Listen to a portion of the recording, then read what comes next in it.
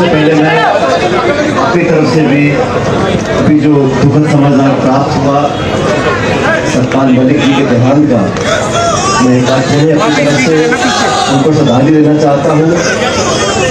सतपाल मलिक जी ने अपने जीवन में इस बात को प्रदर्शित किया कि कोई कितना बड़ा विरोधी भी हो, किसान और नौजवान की बात को रखना हर व्यक्ति का कर्तव्य है।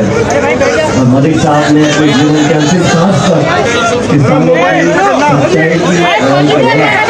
हम सब उनको याद करते हैं और परमपिता परमेश्वर से मैं कामना करता हूँ कि उनकी आत्मा को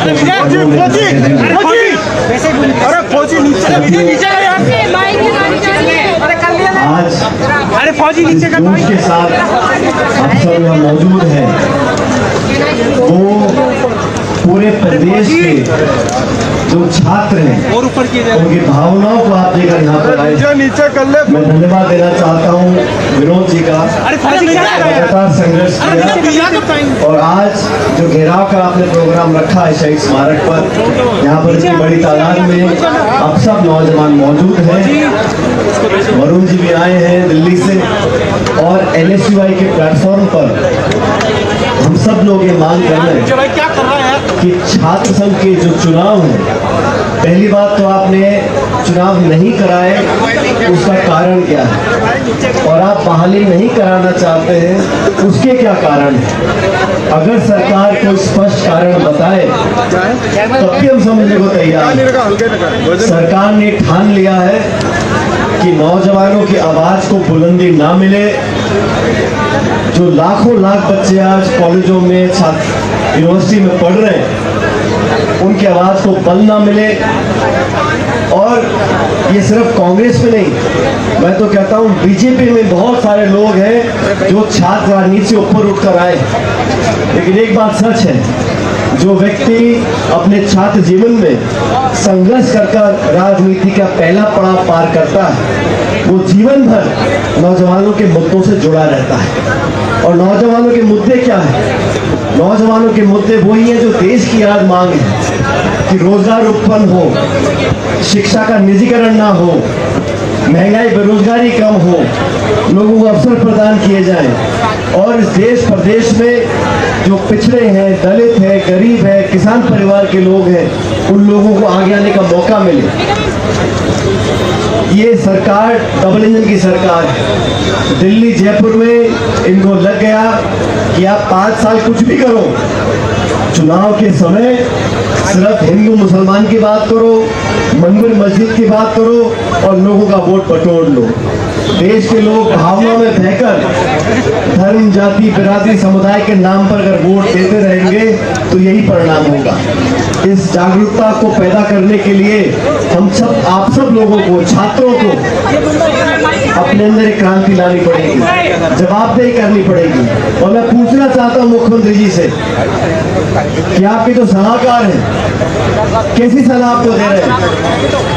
सरकार को बने 2.25 साल हुए, पूरे राजस्थान में ग्रामीण क्षेत्र में विकास ठप पड़ा है। जयपुर में किसी को पता ही नहीं कि किस मंत्री की चल रही है, किस मंत्री की नहीं चल रही है। अधिकारी अफसर हावी हैं और सलाह देने वाले बोल रहे मुख्यमंत्री को कि चुनाव मत कराओ। अरे अगर चुनाव होंगे तो आपके जो छात्र संघ के हैं, जो ABVP नाम है इनका, जो भाजपा के भी लोग हैं, उनको मौका मिलेगा। छात्रों को चुनाव लड़ने का मतलब नहीं कि NSUI के लोग जीत कर आ जाएंगे। आपकी विचारधारा के जो लोग हैं उनको भी मौका मिलेगा चुनाव में चुनाव लड़ने का, और जो बेहतर होगा जीत कर आएगा। हार जीत महत्वपूर्ण नहीं है, चुनावी प्रक्रिया महत्वपूर्ण है। नौजवानों को चुनाव लड़ने का एहसास कराना, और मैं इस बात से पूरी तरह सहमत हूँ कि पूरी आचार संहिता होनी चाहिए, उसका उल्लंघन नहीं होना चाहिए। लेकिन लोगों को, नौजवानों को चुनाव से दूर रखकर ये तानाशाही जो रवैया है, ये सीख दिल्ली से आ रही है। दिल्ली में जो विपक्ष का मुंह बंद करने की राजनीति हो रही है, नेता प्रतिपक्ष राहुल गांधी जी को बोलने नहीं दिया जा रहा है, इंडिया अलायंस के नेताओं के माइक ऑफ कर दिए जाते हैं। ये तानाशाही प्रवृत्ति की जो छाया है, ये दिल्ली से जयपुर में पड़ रही है। लेकिन मैं चेतावनी देना चाहता हूँ मुख्यमंत्री जी को, आपकी सरकार को, ये रवैया सही नहीं है। लोकतंत्र में, संविधान में आपको विश्वास रखना पड़ेगा। ये पूरे देश के लाखों जो नौजवान हैं, इन लोगों की आवाज कब तक आप बंद रखेंगे? छात्र संघ चुनाव होंगे, लोग जीत कर जाएंगे, अपनी मांगों को रखेंगे, अपने सुविधा के लिए संघर्ष कर सकेंगे। इस बात को लेकर आज एनएसयूआई ने आवाज उठाई है। और वरुण जी ठीक कह रहे थे, आने वाले समय में प्रत्येक जिले में आप पूछ रहे अपने प्रतिनिधि को, चाहे किसी पार्टी का भी हो, कांग्रेस हो या बीजेपी का हो, कि आप चुनाव चाहते हो कि नहीं चाहते हो। कोई नहीं बोल सकता हम चुनाव नहीं चाहते। तो फिर क्या मजबूरी है? चुनाव नहीं करा रहे, छात्रों के नहीं करा रहे, पंचायत समिति के नहीं करा रहे, नगर पालिका के नहीं करा रहे, ये चुनाव चाहते नहीं। ये तो सिर्फ सत्ता में बैठकर मजा लेना चाहते हैं। क्या भाषण दो, विज्ञापन छपाओ, पोस्टर इश्तेहार छपाते रहो और राज चलता रहेगा। लेकिन नौजवानों की आवाज दबाने का काम जिस व्यक्ति ने भी किया है, जिस सरकार ने भी किया है, वो ज्यादा दिन चली नहीं है। अभी मुकेश जी बोल रहे थे 2013 में, आज से 11-12 साल पहले जब एनएसयूआई के अध्यक्ष थे, तब हम लोग को जिम्मेदारी दी थी कांग्रेस पार्टी की। तब से लेकर आज तक हमेशा कोशिश रखी हम सब लोगों ने मिलकर। और मैं विशेष रूप से धन्यवाद देता हूं राहुल गांधी जी का। उन्होंने जब से वो राजनीति की अग्रिम पंक्ति में आए 2004 से, हमेशा उन्होंने कहा कि नौजवानों के हाथ में ताकत देनी पड़ेगी। पद देने से फायदा नहीं है, पद देने के बाद उनकी कलम में ताकत हो, वो निर्णय ले सकें, वो विधानसभा लोकसभा पहुंच सके, वो मंत्री बन सके, वो देश के शासन में भागीदारी निभा सके। ये सोच राहुल गांधी जी की है और उसी रास्ते हम लोग चल रहे हैं। आज छात्र संघ के चुनाव कब तक रोकेंगे? जिस जोश से आप लोग मांग रख रहे हो, हम सब आपके साथ खड़े हैं। सरकार को चुनाव कराने पड़ेंगे, कराने पड़ेंगे, कराने पड़ेंगे। उनकी बेहतरी इसी में है, उनकी बेहतरी इसी में है कि संघर्ष ज्यादा गर्म ना हो, अभी नरम चल रहा है। बात को मान जाओ और चुनाव कराओ। अपने लोग हाथ खड़े करो, हमारे लोग हम खड़े करेंगे और जिसको लोग चाहेंगे वो जीत कर जाएगा। जैसा मैंने शुरू में कहा, हार जीत किसी की भी हो, लेकिन चुनाव की प्रक्रिया बहुत जरूरी है। हमारे लोकतंत्र में जड़ें बहुत गहरी हैं और विश्वविद्यालयों में यहाँ पे लोग अपनी मानसिकता को परखते हैं, विचारों का आदान प्रदान होता है, मुद्दों पर संवाद चर्चा होती है और फिर जाके वो व्यक्ति जीत कर आता है। मैं धन्यवाद देना चाहता हूँ विनोद जी, आपने साइकिल यात्रा करी नशा मुक्ति को लेकर जैसलमेर से जयपुर तक, उसमें मुझे भाग लेने का अवसर मिला, नौजवानों को प्रेरित किया। वरुण जी ने एनएसयूआई को संभालने के बाद पूरे देश में राहुल जी के निर्देश के बाद छात्रों को दिशा दी है, छात्रों को ताकत दी है, उनके आवाज को बल मिला है। आज हम सब लोग यहाँ पर खड़े हैं, सरकार से पुरजोर मांग करते हैं कि बिना कारण बताए आपने छात्र संघ के चुनावों को क्यों रोका है, इसका जवाब दें। अपनी गलती मानते हुए तुरंत प्रभाव से छात्र संघ के चुनाव की घोषणा करें ताकि नौजवानों को चुनाव लड़ने का मौका मिले, अपनी प्रतिभा को प्रदर्शित करने का मौका मिले और छात्रों के मुद्दों को उठाने के बाद हम सब लोग जो करते हैं उसको अपनी जामा पहनाने का काम सरकार को करना पड़ेगा। मैं बार बार बोल रहे थे कि मैं इस कार्यक्रम में आया, मेरी कोई बहुत ज़्यादा तबीयत खराब नहीं है, थोड़ा बहुत बुखार था, वो मैं दवाई खा लिया, ठीक हो जाएगा। लेकिन मैंने विनोद और वरुण जी को कहा था कि आपका जो जयपुर में कार्यक्रम होगा उसमें शामिल होगा और ये संदेश देने के लिए कि राजस्थान के प्रत्येक नौजवान की आज ये डिमांड है, ये मांग है कि चुनाव होने चाहिए। उस मांग के साथ एनएसयूआई हम सब लोग उस मांग के साथ खड़े हैं और मैं आपको विश्वास दिलाता हूं आप ये जोश और ये दबाव बरकरार रखें। प्रदेश की सरकार को आपकी मांग को मानना पड़ेगा और छात्र संघ के चुनाव करवाने पड़ेंगे। लेकिन आप भी मजबूती से सिर्फ जयपुर में नहीं पूरे प्रदेश में जाके इस मांग को रखना पड़ेगा।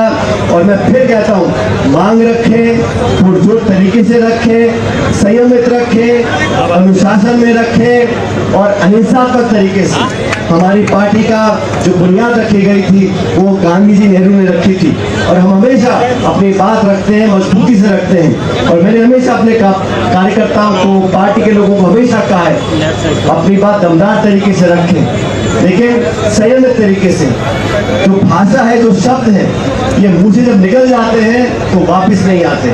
इसलिए हम क्या बोलते हैं एक एक शब्द को नाप तोल के, और ये ट्रेनिंग आप लोगों को अभी से लेनी चाहिए छात्रों को। आप जीवन में जाके प्रधान, प्रमुख, विधायक, सांसद, मंत्री, मुख्यमंत्री बनोगे। जितने यहाँ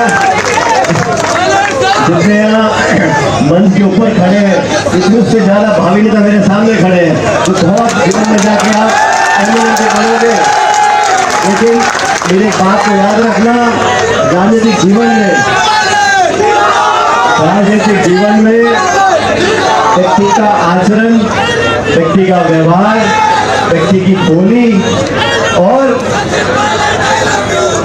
झेलने और पीने की क्षमता जीवन में बहुत आपको उपयोगी रहेगी। सहनशीलता, बहुत कुछ झेलने पीने की क्षमता अपने अंदर पैदा करनी पड़ेगी। बहुत सी चुनौतियां आएंगी, बहुत लोग ललकारेंगे, बहुत सी बातें बोली जाएंगी। आपको संयम नहीं खोना, अपना रास्ता रखे रखना। जैसे अर्जुन को चिड़िया की आंख दिखती थी, आपको लक्ष्य देखना है और अपनी बात को मजबूती से रखना है। सहनशीलता, संयम, मधुर भाषा को कोई कमजोरी ना समझे।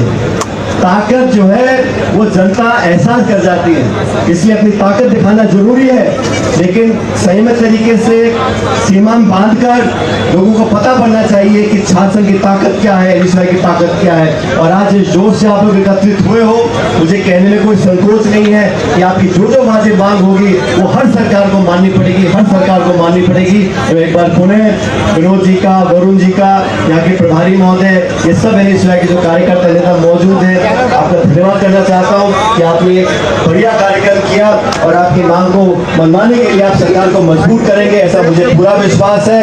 आपने मुझे यहाँ पर आमंत्रित किया और हर बार आप लोगों से संवाद होता है, बात होती है, मन में खुशी होती है और आपको